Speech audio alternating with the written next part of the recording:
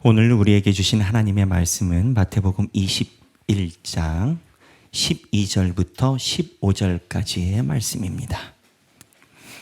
마태복음 21장 12절에서부터 15절까지의 말씀입니다. 다 같이 한 목소리로 봉독하시겠습니다.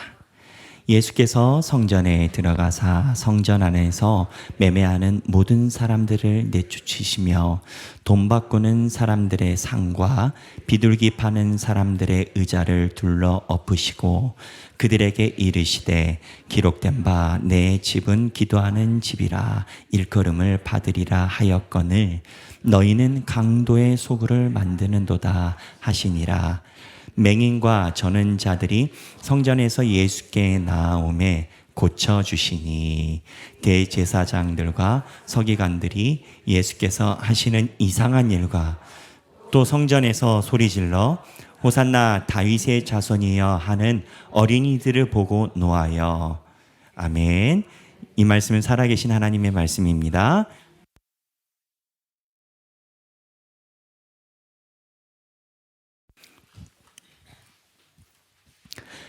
오늘 말씀 본문은 지난주에 예수님이 예루살렘 성에 들어오시고 나서 처음으로 하신 일입니다.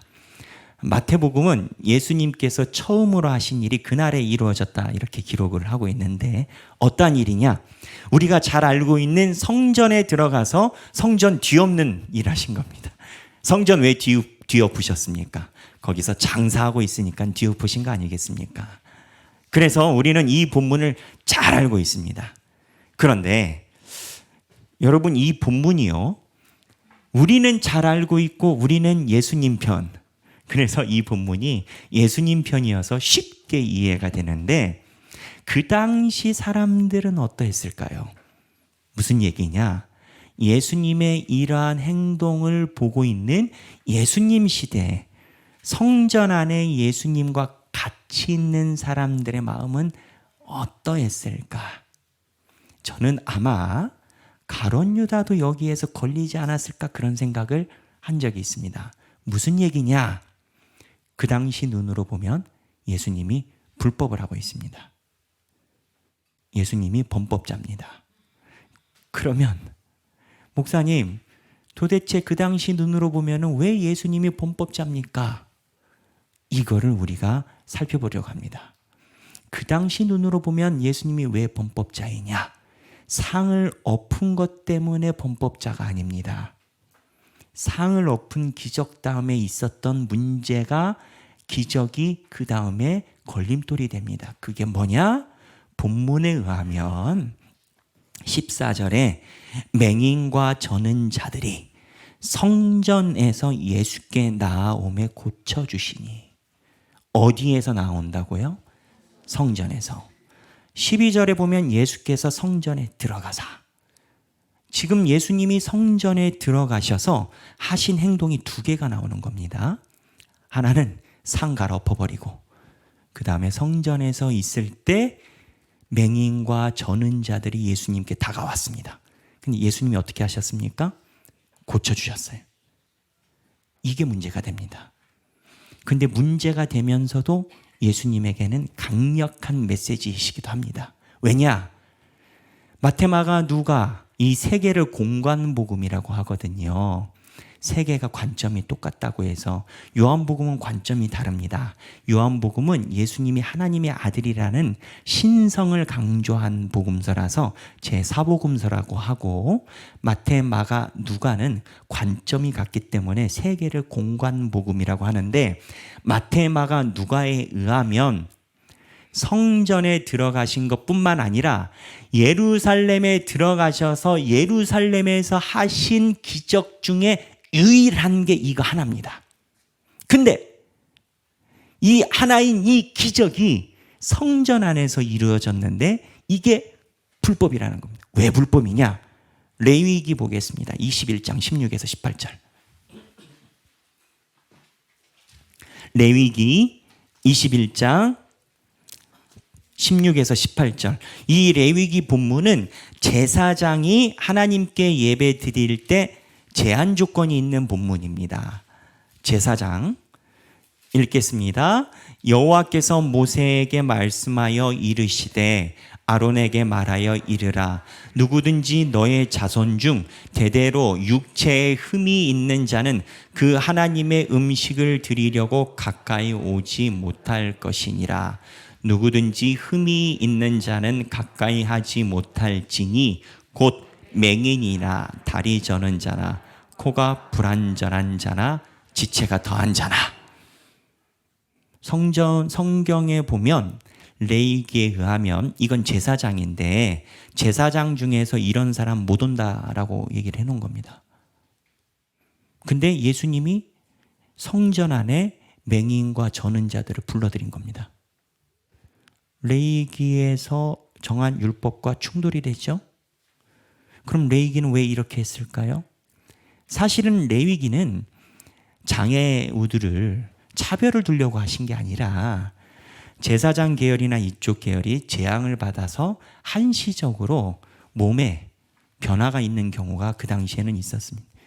죄를 지어서 하나님이 재앙을 내린 상태에 있을 때는 그때는 제사 집례를 못 하겠죠. 그 어떻게 보면은 하나님의 예배를 더욱더 성결하게 하고 그러한 몸에 질병이 있는데 사람들 앞에 나와서 웃음거리가 되는 것에 대한 사랑의 배려일 수도 있습니다. 근데 이게 이 제사장에 대한 이 율법을 제대로 뜻을 살펴보지 못하고 이스라엘의 대제사장들과 서기관들이 성전에 들어오지 못한다라고 율법을 만들어버립니다. 근데 이 만들어버릴 때 이 사람들 입장에서 명분이 하나가 더 있습니다. 뭐냐? 여기가 예루살렘 성전이라는 겁니다. 왜냐하면 예루살렘은요, 이스라엘 역사에 의하면 예전부터 있었던 성이 아닙니다.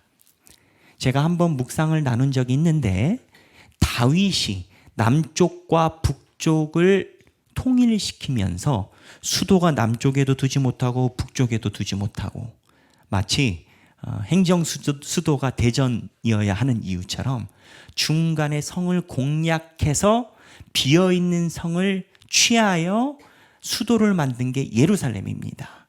그런데 왜 예루살렘이 비어 있었냐? 예루살렘 지대가 고지대예요.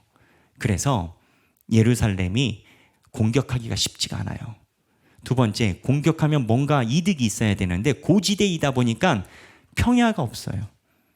쌀이 안 나와요. 작물이 안 나와요.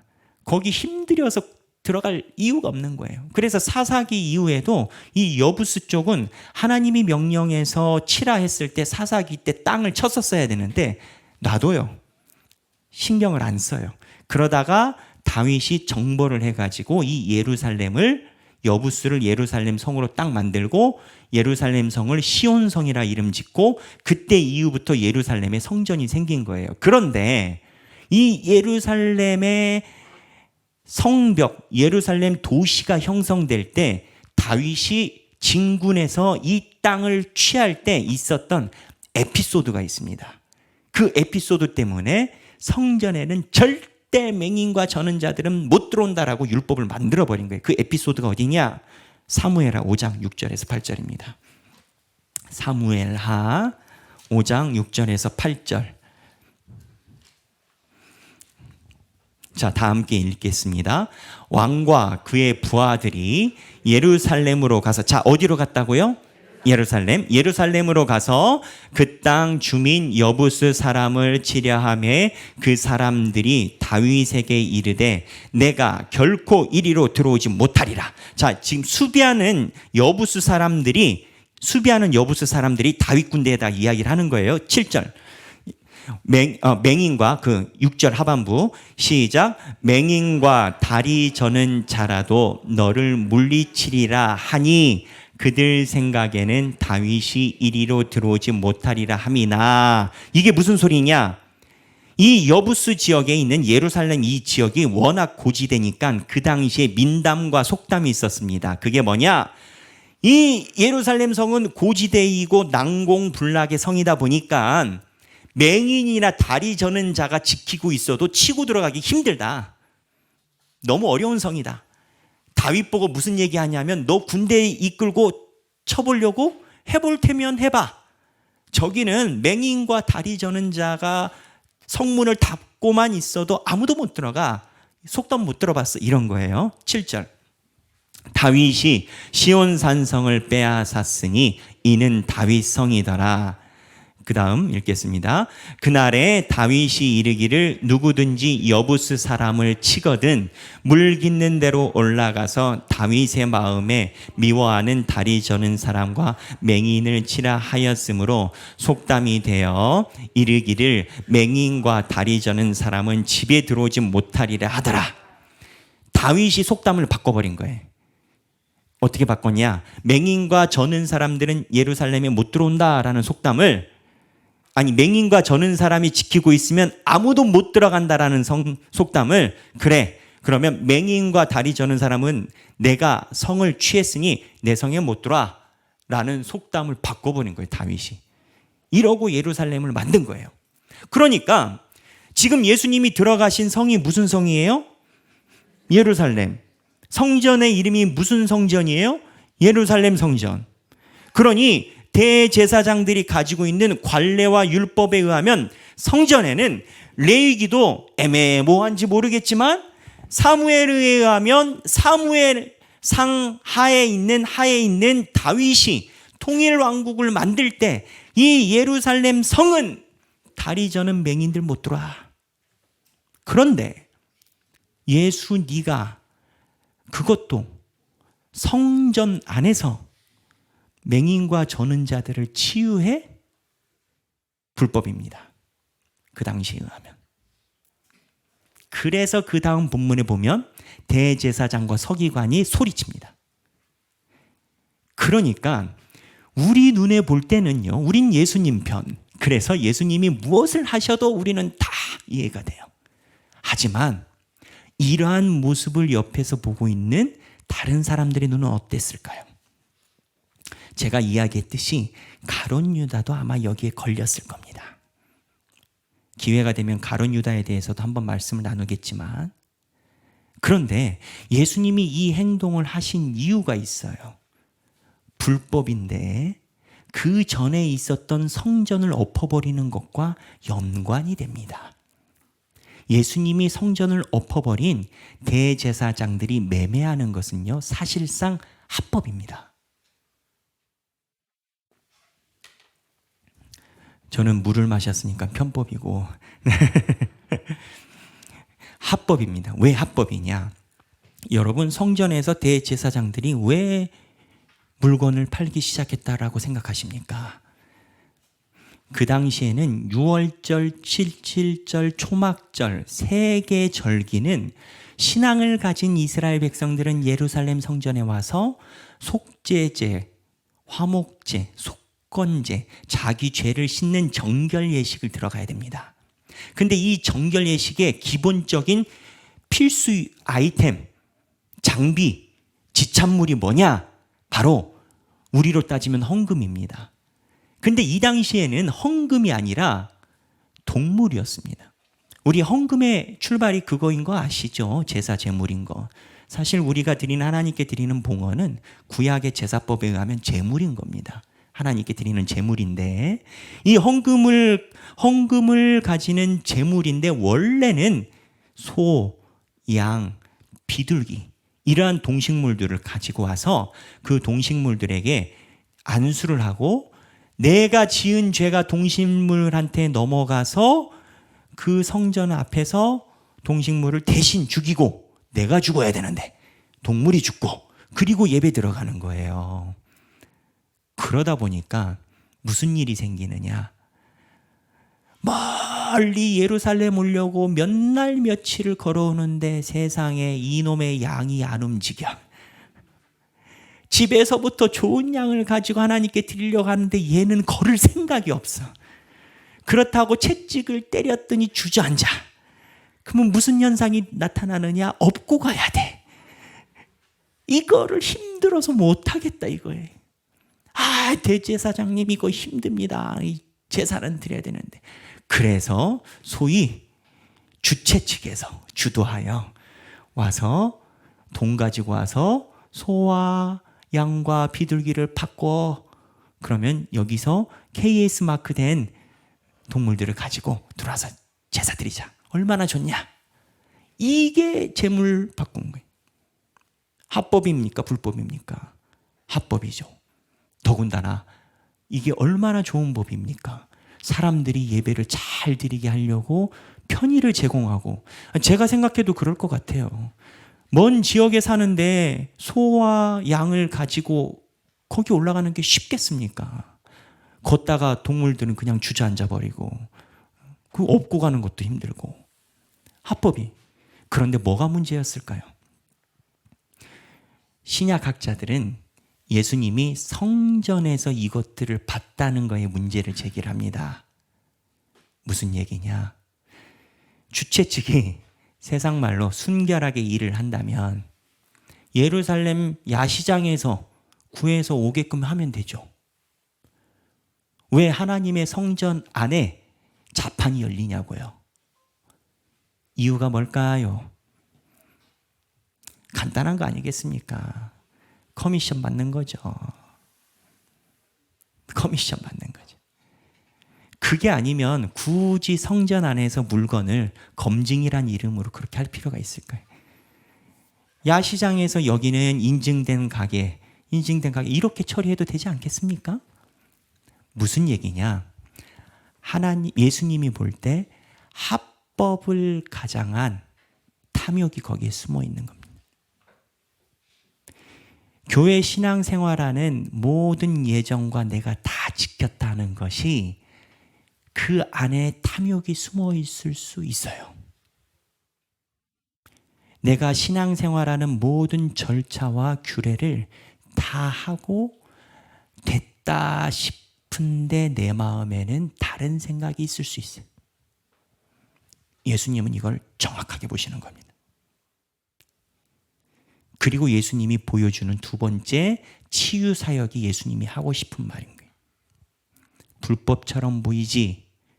그런데 너희들이 정해놓은 합법과 불법이 중요한 게 아니라 하나님이 진정으로 원하시는 게 무언지를 헤아리는 것이 중요하다는 거예요. 그래서 합법처럼 보이는 불순종을 걷어내시고 불법처럼 보이는 순종을 예수님이 그 앞에서 보이신 거예요. 사실 이러한 각도와 연장선상에서 보면 예수님이 십자가에서 돌아가신 것도 세상의 눈으로 보면 불법이에요.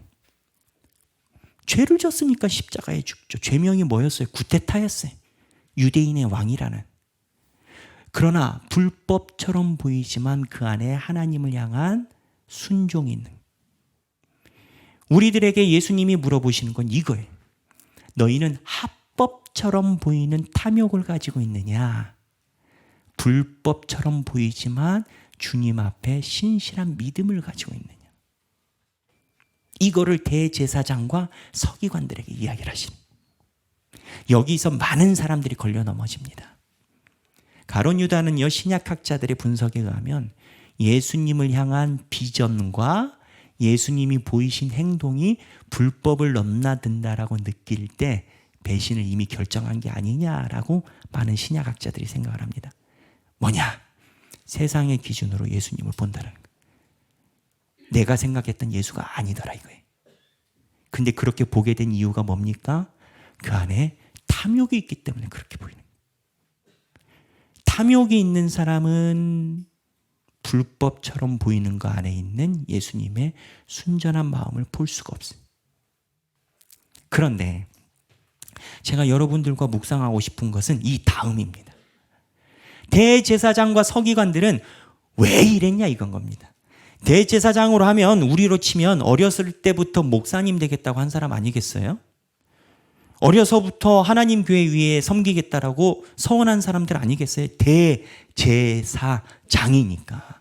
그러면 궁금한 게 이 대제사장 생각에 내가 지금 제사 제물을 커미션 받아서 탐욕을 부리고 있구나 라고 생각을 했을까요? 그러니까 역지사지라고 우리가 생각을 바꿔서 내가 대제사장이면 하나님 앞에 섰을 때 하나님 내가 탐욕한 거 못 봤지요? 나 왔네요. 이랬을까요? 모든 것은 하나님 앞에 섰을 때 자기 합리화가 되지 않으면 못합니다. 그럼 대제사장이 자기 안에서 일어나는 나는 내적 충동, 거짓말 같고 사람들은 몰라도 나 혼자 묘하게 요즘 말로 꿍수를 갖고 있는 거를 어떻게 합리화를 시켰을까? 자기 안에서 뭔가 이게 괜찮다라고 생각해야 대제사장도 일을 할 거 아닙니까? 본문 보겠습니다. 마태복음 6장 24절. 이거는 찾아보겠습니다. 마태복음 6장 24절.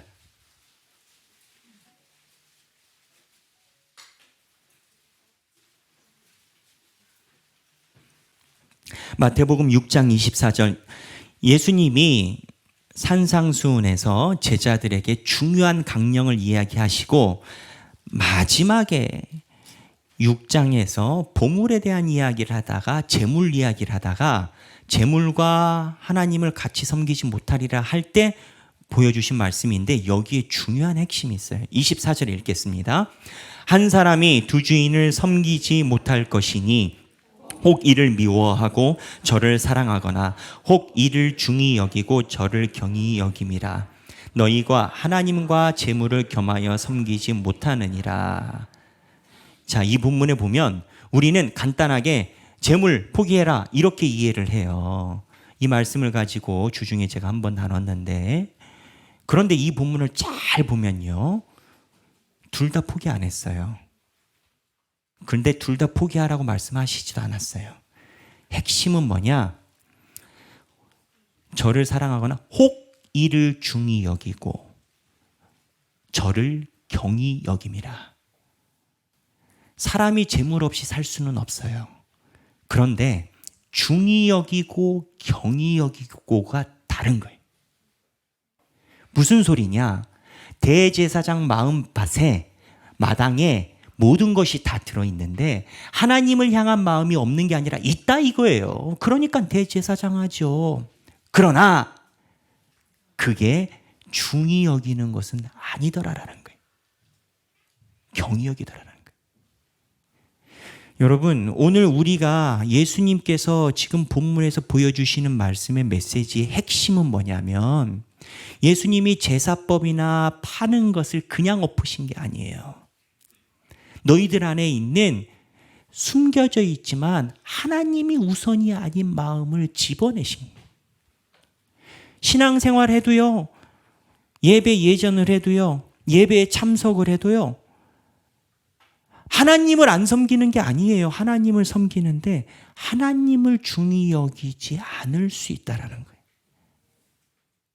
세상에 내가 중요하다고 생각하는 것이 먼저 있을 수 있다라는 거예요. 그런데 세상에서 중요하다라고 하는 대로 우리가 살아가는 게 중요한 게 아니라 내가 하나님이 가장 중요하다라고 생각하고 그것을 우선으로 놓고 살아가야 된다라고 예수님이 오늘 본문에서 성전 안에서 예루살렘에 들어오자마자 말씀을 하신다라는 거예요. 우리가 삶을 살아가다 보면 어려울 때를 많이 만납니다. 예전에는 그런 말이 있었는데 지금은 그런 말이 있는지 잘 모르겠어요.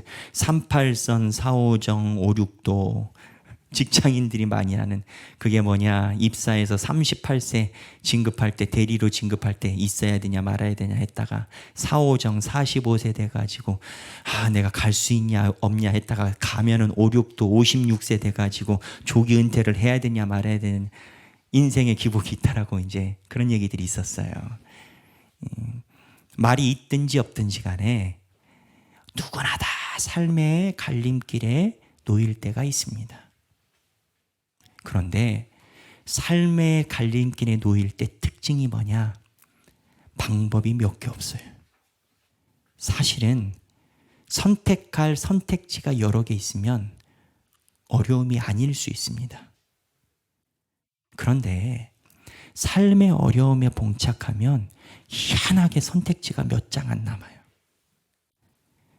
그런데 그때 예수님이 하나님이 우리가 몸이 성전이라고 하셨으니까 우리 마음의 성전에 들어와서 우리에게 묻고 싶으신 말씀은 너는 무엇을 중히 여기고 이 갈림길을 넘어가려 하느냐? 너는 지금 네 삶에서 관계와 환경과 재물과 진급과 학업과 자녀의 모든 문제를 놓고 볼 때 너한테 중요한 것은 뭐냐? 이거를 물어보려고 예수님은 끝자락에 갈림길에 서 계신 거예요. 대제사장이 하나님 안 믿는 사람이 아니에요.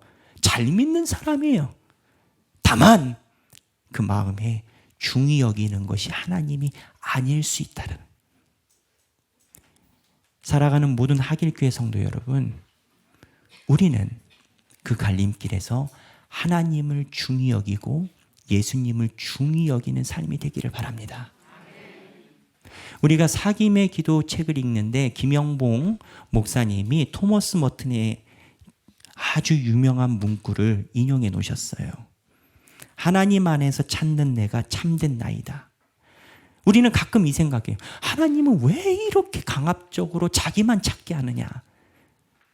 그런데요, 밖에서 찾는 내가 아니고 하나님 안에서 보여지는 내가 진정한 나라라는 것을 알아야 됩니다.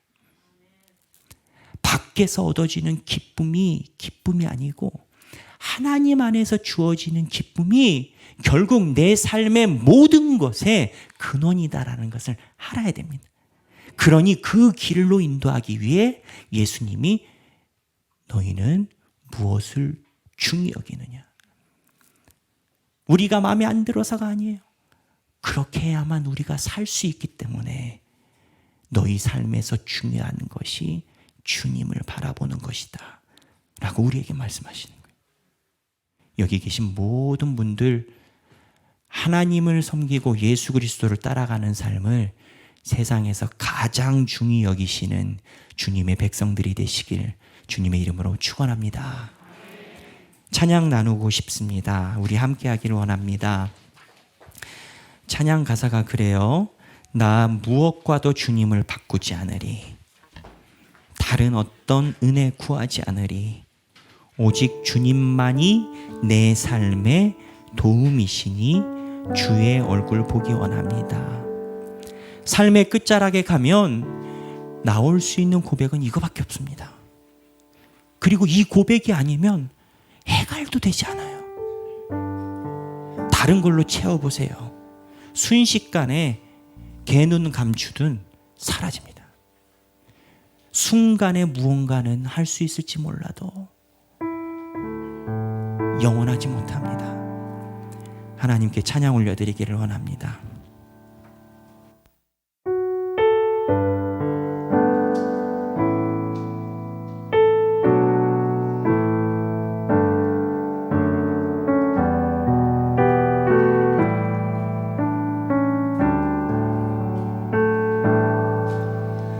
나 무엇과도 주님을 바꾸지 않으리.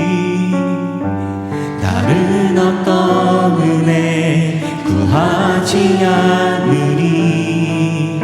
오직 주님만이 내 삶의 도움이시니 주의 얼굴 보기 원합니다. 나 무엇과도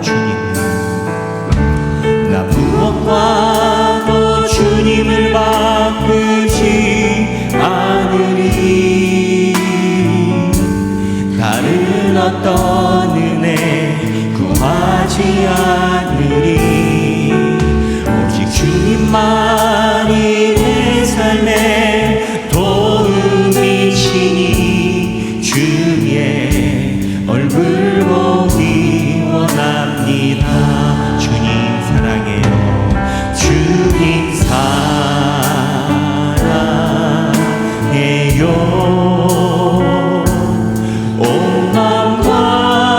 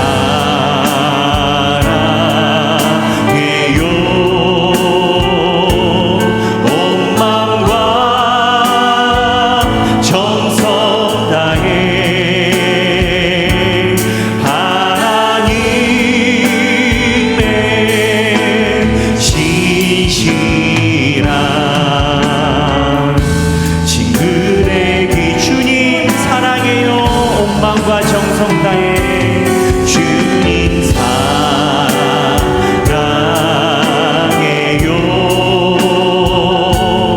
온 마음과 정성 다해 하나님의 신실한 친구네. 우리 다시 한번 찬양합니다. 나 무엇과도 주님을 바꾸지 않으리. 나 무엇과도 주님을 바꾸지 않으리. 다른 어떤 은혜 구하지 않으리. 오직 주님만이 내 삶의 도움이시니 주의 얼굴. 다시 한번 나 무엇과도 주님을 바꾸지 않으리. 나 무엇과도 주님을 바꾸지 않으리. 다른 어떤 은혜 구하지 않으리. 오직 주님만이 내 삶의 도움이시니 주의 얼굴 보기 원하니. 주님 사랑해요. 주님 사랑해요.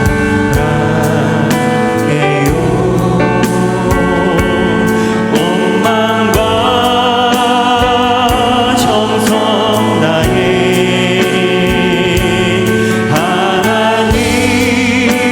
하나님의 신실한 친구의 기원. 주님 사랑해요. 주님 사랑해요.